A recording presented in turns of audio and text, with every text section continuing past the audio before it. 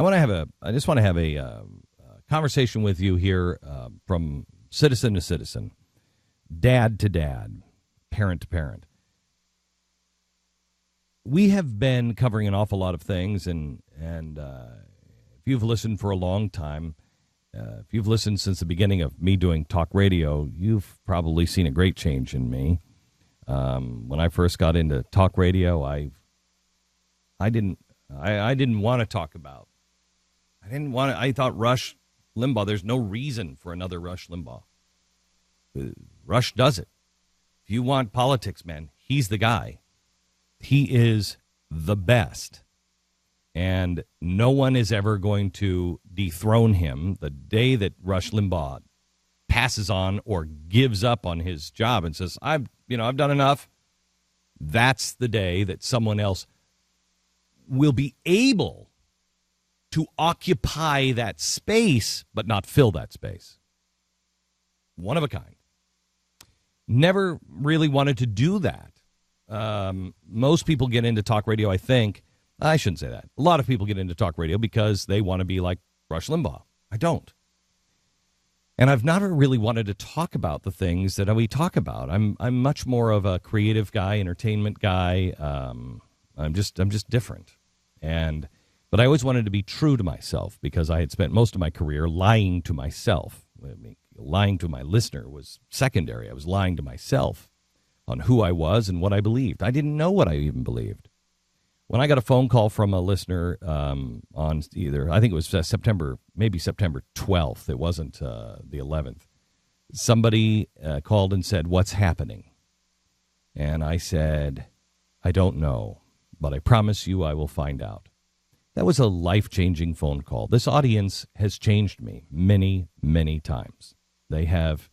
I don't know if anybody else on the radio, they're all better than I am. So, I mean, what do I, But I don't know anybody else on the radio that will admit to being wrong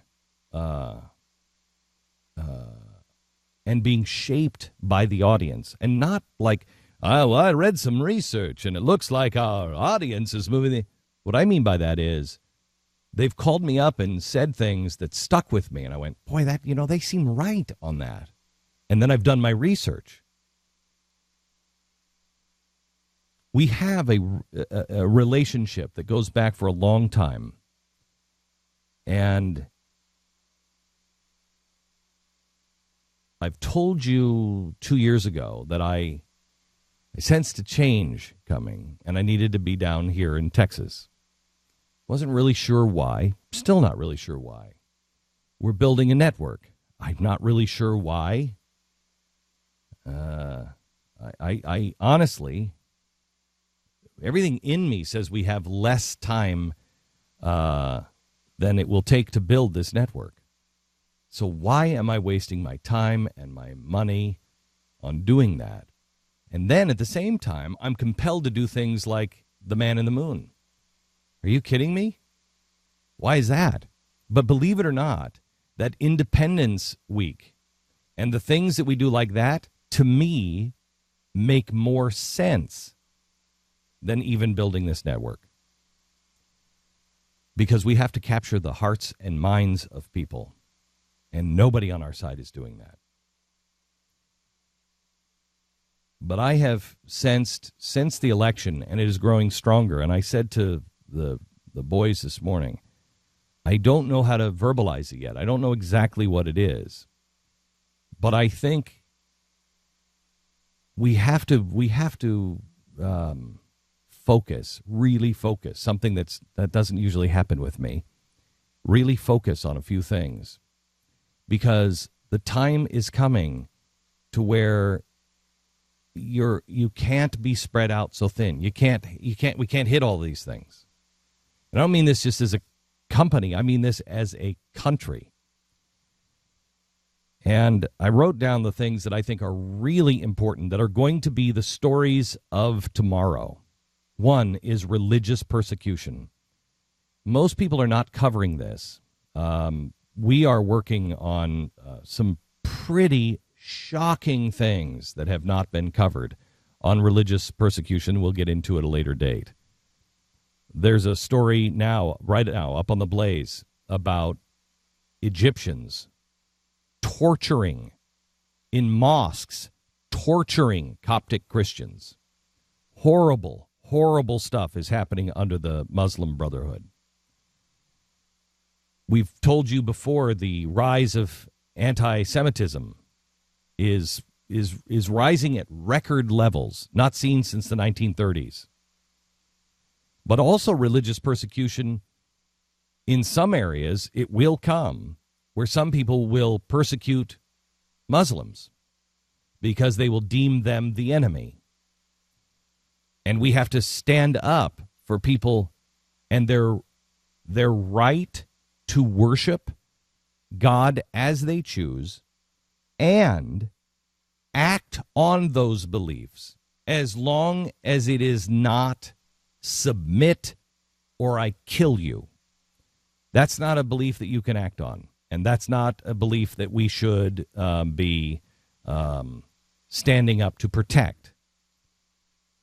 But I believe these things will make us stronger. It will make me stronger. It's the way I want to raise my family, as long as it doesn't involve kill others who disagree with you. We have to say, if an Indian says, hey, I smoke peyote, the same way we defend it if you say, my religion says that I can't go to war. Okay, is that a cop-out? Or do you really practice your religion? If you really practice your religion, got it, Jack. I don't necessarily agree with you, but I got it. Okay, that's the way it is. We must stand up for the freedom to worship and act because you are motivated by God. Religious persecution is a big story that we must follow. Second one, and they're in no particular order, education. The right and the necessity to preserve history. Your textbooks are a thing of the past. They are all going digital. They can be changed at a moment's notice. The right and the responsibility to preserve true history. The right to teach our own children the way we choose to teach our own children. The right to protect, defend, and not distort religion in our educational system. The right and responsibility to protect the sacred relationship that children have with their parents. And under education, state sovereignty, local sovereignty, and paramount parental sovereignty. The next one is defense. You have a right to defend yourself. You have a right to have and carry arms. You have that right, and it shall not be infringed, meaning it shall not be undermined, and it shall not be altered in any way. We have a right to not only defend ourselves, but we have a right to gather in groups and gather and speak, gather to tell the truth as we understand it. And that means gathering in groups and speaking doesn't mean anymore just getting together on the street corner. It means you have a right to gather in groups without government harassment on the internet. And while we're at the internet, we have a right to privacy. They cannot monitor you, track you, classify you without a warrant and a trial by a jury. And the last one is money and property. It's more than money. It's property. I have a right to do on my land what I choose to do on my land.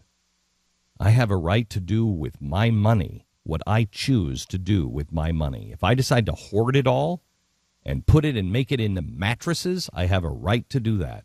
If I choose to give it all away to a charity, I have a right to do it. One that you like, I have a right to do that. One that you hate, I have a right to do that. If I want to put it all in a bonfire and burn it, I have a right to do that. It is my money. It is the sweat of my brow. What is in my bank is mine, not yours, not the state's, If I've made an agreement and I'm putting that in there for safekeeping, you are to protect that from the bank itself and from the government. What I have earned, my talent, my time, it's mine. It's time that we really focus. It's time that we really pick something that is near and dear to your heart. And I believe the line in the sand, as I was putting this list together here and I'm trying to figure out things, I realize it all comes down to 1791. It all comes down to the Constitution with the Bill of Rights, not just the Constitution. Remember, they wouldn't sign it with just the Constitution. They demanded a Bill of Rights. The things that the government promises they will never, ever violate, ever. And they put them there for a reason. And we are now seeing the equal and opposite reaction to the violation of those rights.